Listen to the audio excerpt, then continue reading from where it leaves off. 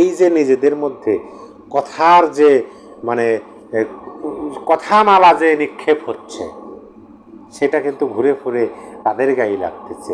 এটাই আমার কাছে মনে হয়। যে একজন বলতেছে যে তিনি বিএনপি থেকেও আওয়ামী লীগের প্রচার সম্পাদকের কাজ করতেছেন, আওয়ামী লীগ বিষয় সম্পাদকের কাজ করতেছেন, আবার বলতেছে আওয়ামী লীগের চেয়েও বেশি আওয়ামী লীগ। আর একজন বলতেছে এই ফৈন্যের পুত, আমি আওয়ামী লীগের না, আমি আওয়ামী লীগ বিষয়ক সম্পাদক না, আওয়ামী লীগের চেয়েও আওয়ামী লীগ না, তুই ফৈন্যের পুত, তুই আওয়ামী লীগ। এই জন্যই বলে যে যখন স্বার্থের টান লাগে তখন সম্পর্কটা ধীরে ধীরে দূরত্ব হয়। যতই কাছের হোক, যতই দহরম মহরম সম্পর্ক হোক, তারপরে স্বার্থের টানে পিছু হটতে হয়। বর্তমান সময় সেরকম ঘটনাই ঘটতেছে। আমরা দেখতেছি যে সম্প্রতি একটি রাজনৈতিক মন্তব্যকে ঘিরে শুরু হয়েছে বিশাল এক বিতর্ক। রুমিন ফারহানা এবং এনসিপির মুখ্য সংগঠক হাসনাত আবদুল্লাহ। রুমিন ফারহানা হল বাংলাদেশ জাতীয়তাবাদী দলের সহ আন্তর্জাতিক বিষয়ক সম্পাদক, তিনি একজন আইনজীবী। রোববার 24শে আগস্ট রাজধানীর আগারগাঁওয়ের নির্বাচন কমিশনে সংসদীয় সীমানা পুনর্নির্ধারণের শুনানিকে ঘিরে উত্তপ্ত পরিস্থিতির সৃষ্টি হয়। সেখানে বিএনপি ও এনসিপি নেতাকর্মীদের মধ্যে ধাক্কাধাক্কি ও হাতাহাতি হয়। আমরা দেখছি যে এই যে এনসিপি দলটা গঠন করছে কারা? বৈষম্যবিরোধী ছাত্র আন্দোলন। বৈষম্যবিরোধী ছাত্র আন্দোলন সংগঠনটা কাদের? যারা কোঠা সংস্কার আন্দোলন শুরু করছেন, হাসনাত, সার্জিস, নাহিদ, পাটোয়ারি, এরাই তো। এখন আমরা দেখলাম যে এরা একত্রিত হয়ে আন্দোলন করলো রাজপথে। এখন তারা একে অপরের দিকে শব্দ বোমা নিক্ষেপ করতেছে। তারা এমন কিছু শব্দ তারা একে অপরের দিকে ছুড়ে দিতেছে যেটা ঘুরে ফিরে তাদের নিজেদের গায়ে লাগতেছে। ঘটনার পর এক সংবাদ সম্মেলনে হাসনাত আবদুল্লাহ দাবি করেন, বিএনপি আগামী নির্বাচনে ভোট কেন্দ্র দখলের প্রস্তুতি নিচ্ছে। নির্বাচন ভবনের ঘটনা ছিল একটা টেস্ট ম্যাচ। এটা কিন্তু ছোটোখাটো কথা নয়। এখানে রুমিন ফারহানার সাথে বাজলো হচ্ছে এনসিপি নেতা। এখানে কিন্তু তিনটা পক্ষ।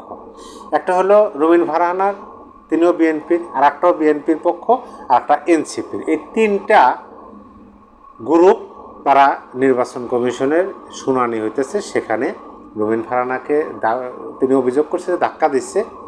এনসিপির নেতা কীভাবে ইনভলভ হলো, তখন এনসিপির নেতাকে উত্তম মাধ্যম দিচ্ছে। এ সময় তিনি রুমিন ফারহানাকে ইঙ্গিত করে বলেন, বিএনপির মধ্যে অনেকে আছেন যারা আওয়ামী লীগের থেকেও বেশি আওয়ামী লীগ। তাদের মধ্যে অন্যতম রুমিন ফারহানা। তিনি আওয়ামী লীগের সুবিধাভোগী, ফ্ল্যাটভোগী এবং নির্বাচন কমিশনকে প্রভাবিত করার চেষ্টা করে। কত বড় কথা বলল হাসনাত আবদুল্লাহ, যে আওয়ামী লীগের চেয়েও বড় আওয়ামী লীগ রুমিন ফারহানা। এরা মানে এদের যে ম্যাট্রিকুলাস ডিজাইন, একটু করে আপনাদেরকে বলি। এরা প্রথমে আওয়ামী লীগকে নাই করে দিচ্ছে, এখন চেষ্টা করতেছে বিএনপিকে নাই করা। এটা ওপেন সিক্রেট। এটা বোঝার জন্য আপনাকে সেই মাফিক জ্ঞান অর্জন করতে হবে না। বিএনপির চেয়ারপারসনের উপদেষ্টা ফজলুর রহমানের বিরুদ্ধে তারা লাগছে, রুমিন ফারহানার বিরুদ্ধে লাগছে। কদিন আগে মির্জা ফখরুলের বিরুদ্ধে না লাগছিল, মির্জা আব্বাস সাহেবের বিরুদ্ধে লাগছিল, তারেক রহমানের বিরুদ্ধে লাগছিল, স্বয়ং শহীদ জিয়াউর রহমানের ছবিতে পদদলিত করছে এরাই। কারা করছে? এইটা তো মানে বোঝার জন্য যে বিশাল জ্ঞানী হইতে হবে তা না। এখন টার্গেট করতেছে রুমিন ফারহানা। ছোট্ট একটা ঘটনা ঘটছে, তারাই ঘটাইছে। যদি রুমিন ফারহানাকে ধাক্কাটা না দেওয়া হইতো তাহলে কি ওখানে ওই ঘটনাটা ঘটে না। আমরা এখন রুমিন ফারহানার বক্তব্যের দিকে যাই। তবে হাসনাতের এই বক্তব্যের জবাবে সোমবার 25শে আগস্ট হাসনাত কিন্তু বক্তব্য দিলেন 24শে আগস্ট কিন্তু রুমিন ফারহানার তিনিও বক্তব্য দিচ্ছেন। তিনি ওইখানে ওই ধরনের কোনো শব্দ উচ্চারণ করেন, তিনি জাস্ট ওই ঘটনাটা বর্ণনা দিচ্ছেন যে ইটকেল মারলে তো পাটকেল খেতেই হবে। কিন্তু 25শে আগস্ট হাসনাত আবদুল্লাহর বক্তব্যের পরিপ্রেক্ষিতে তিনি উত্তর দিয়েছেন। আমি কিন্তু একটা ভিডিওতে বলছিলাম যে এই যে রুমিন ফারহানা, তিনি কিন্তু কিভাবে যে হাসনাত আবদুল্লাহর বক্তব্যের জবাব দেবেন সেটা আমরা দেখার অপেক্ষায় থাকি। কারণ তিনি যেভাবে কথা বলেন তার কণ্ঠ তো ধীরে হয় না, জোরে বজ্র কণ্ঠে কথা বলেন। 25শে আগস্ট সোমবার সামাজিক যোগাযোগ মাধ্যমে কড়া প্রতিক্রিয়া জানান রুমিন ফারহানা। নিজের ভেরিফাইড ফেসবুক পেজে সন্ধ্যা 7টা 47 মিনিটে দেওয়া এই পোস্টে তিনি লেখেন, এটা এই ফইন্নির বাচ্চা না যে আমাকে আওয়ামী লীগ বিষয়ক সম্পাদক বলছে? উপরে এই ক্যাপশনটা দিচ্ছেন যে এটা এই ফইন্নির বাচ্চা না যেটা আমাকে আওয়ামী লীগ বিষয়ক সম্পাদক বলছে, আর নিচে বেশ কয়েকটা ছবি তিনি যুক্ত করছেন। ওই ছবিগুলোতে আমরা যেটা দেখতে পারি, সেখানে একটা আওয়ামী লীগের ছাত্র সংগঠন ছাত্রলীগের একটা প্যাড আছে, সেখানে হাসনাত আবদুল্লাহ যে সহ সম্পাদক পদে তিনি যে ছাত্রলীগে ছিলেন সেটার একটা ডকুমেন্ট দিছে। তারপরে হাসনাত আবদুল্লাহর ফেসবুকে পোস্ট দেওয়া একটা স্ক্রিনশট, হাসনাত আবদুল্লাহ এই পোস্টটা দিয়েছিলেন 2019 সালের মার্চের 12 তারিখে। এখানে হাসনাত আবদুল্লাহ, ভালোবাসি স্যার, শত প্রতিকূলতার নির্ভীক এক সৈনিক, আপনার ভ্যানগার্ড হয়েছিলাম, আজও থাকবো। তারপরে হাসনাত আবদুল্লাহ বঙ্গবন্ধু শেখ মুজিবুর রহমানের স্মরণে 2020 সালের 17 মার্চ একটা পোস্ট দিয়েছিলেন। সেই পোস্টে স্ক্রিনশট দিয়ে রুমিন ফারহানা সেখানে অ্যাড করছেন। সেখানে বঙ্গবন্ধুকে পিতা বলছেন হাসনাত আবদুল্লাহ এবং বঙ্গবন্ধুকে শ্রদ্ধা জানাচ্ছেন। আমি ছোট্ট করে বলি, আমি জন্মদিন পালন করিনি, আমার জন্মদিনের মোমের বাতি জ্বলে না, কেকও কাটি না, এদেশের মানুষের নিরাপত্তা নাই, আপনারা আমাদের জনগণের অবস্থা জানেন, অন্যের খেয়ালে যে কোনো মুহূর্তে তাদের মৃত্যু হতে পারে, আমি জনগণেরই একজন, আমার জন্মদিনই কি আর মৃত্যুদিনই কি, আর জনগণের জন্য আমার জীবন ও মৃত্যু, আমি তো আমার জীবন জনগণের জন্য উৎসর্গ করেছি, পিতা বঙ্গবন্ধু শেখ মুজিবুর রহমান। এই পোস্টটা হাসনাত আবদুল্লাহ দিয়েছিলেন 2020 সালের মার্চের 17 তারিখে। এইটা স্ক্রিনশট দিচ্ছেন, দিয়ে এখানে পোস্ট করছেন। আর একটা হলো যে হাসনাত আবদুল্লাহ 2020 সালের 18 মার্চ আজকের ইত্তেফাক পত্রিকায় বঙ্গবন্ধুকে নিয়ে আমার ভাবনা, এই শিরোনামে ইত্তেফাক পত্রিকার একটা স্ক্রিনশট এখানে তিনি শেয়ার করছিলেন। সেখানে তারুণ্যের চোখে বঙ্গবন্ধু নামে তিনি কিছু কথা বলছিলেন, ইত্তেফাকে সেটা ছাপানো হয়েছিল।